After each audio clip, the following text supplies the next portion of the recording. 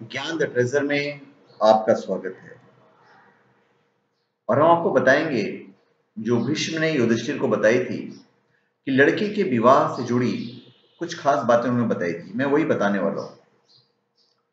हिंदू विवाह मतलब विवाह हिंदू धर्म के संस्कारों में से एक है। हमारे धर्म ग्रंथों में विवाह से संबंधित अनेक नियम बताए गए हैं जो आज भी प्रासंगिक है। कन्या का विवाह करते समय माता पिता को किन बातों का ध्यान रखना चाहिए या समय पर विवाह न होने की स्थिति में कन्या को क्या करना चाहिए, ये यानी इन सब बातों में के बारे में भीष्म ने युधिष्ठिर को काफी विस्तार से बताया है, जिसका वर्णन महाभारत के अनुशासन पर्व में मिलता है। सर्वप्रथम कन्या के पिता को सबसे पहले वर का स्वभाव, आचरण, विद्या, कुल मर्यादा और कार्यों की जांच करना चाहिए। यदि वह इन सभी बातों में सुयोग्य हो तभी उसे कन्या देना चाहिए, अन्यथा नहीं देना चाहिए। इस प्रकार योग्य वर को बुलाकर उसके साथ कन्या का विवाह करना उत्तम ब्राह्मणों का धर्म ब्राह्म विवाह है। जो कन्या माता की सपिंड मतलब माता के पिता की जो गोत्र है और पिता की गोत्र की न हो, उसी के साथ विवाह करना श्रेष्ठ माना जाता है। अपने माता पिता के द्वारा पसंद किए गए वर को छोड़कर कन्या जिसे पसंद करती है तथा जो कन्या को चाहता हो, ऐसे वर के साथ कन्या का विवाह करना गंधर्व विवाह कहा गया है, जो आज की डेट में लव मैरिज है। जो दहेज आदि के द्वारा वर को अनुकूल करके कन्या दान किया जाता है, वह श्रेष्ठ क्षत्रियों का सनातन धर्म छात्र विवाह कहलाता है। कन्या के बंधु बांधव को लोभ में डालकर बहुत सारा धन देकर जो कन्या को खरीद लिया जाता है, इसे असुरों का धर्म आसुर विवाह कहते हैं। कन्या के माता पिता व अन्य परिवारजनों को मारकर रोती हुई कन्या के साथ जबरदस्ती विवाह करना राक्षस विवाह कहलाता है।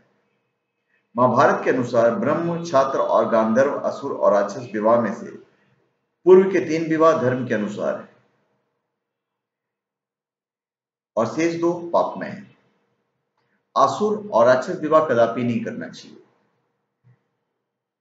महाभारत के अनुसार यदि माता पिता ऋतुमती होने के पहले कन्या का विवाह न करे तो ऋतुमती होने के पश्चात 3 वर्ष तक कन्या अपना विवाह का इंतजार करे। 4था वर्ष लगने पर स्वयं किसी का अपना पति बना ले। ऐसा करने से वह कन्या निंदा करने योग्य नहीं मानी जाती। अयोग्य वर को कन्या को नहीं देना चाहिए, क्योंकि सुयोग्य पुरुष को कन्यादान करना ही काम संबंधी सुख और सुयोग्य संतान की उत्पत्ति का कारण है।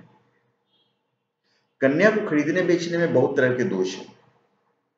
केवल कीमत लेने या देने से कोई कन्या किसी की पत्नी नहीं हो सकती। कन्या का दान ही सर्वश्रेष्ठ खरीदार या जीत कर लाना नहीं है। कन्यादान ही विवाह कहलाता है। जो लोग कीमत देकर खरीदने या बलपूर्वक हर लाने को पतित्व का कारण मानते हैं, वे धर्म को नहीं जानते।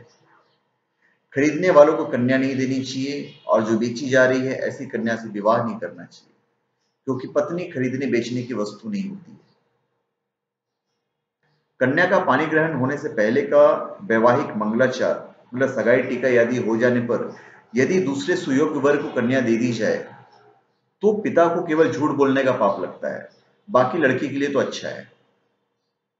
सप्तपदी के 7वें पद में वैवाहिक मंत्रों की समाप्ति होती है, अर्थात सप्तपदी की विधि पूर्ण होने पर ही कन्या में पत्नीत्व की इसकी सिद्धि होती है। जिस पुरुष को जल से संकल्प करके कन्या दी जाती है वही उसका पानी ग्रहता पति होता है और उसी को पत्नी कहलाती है।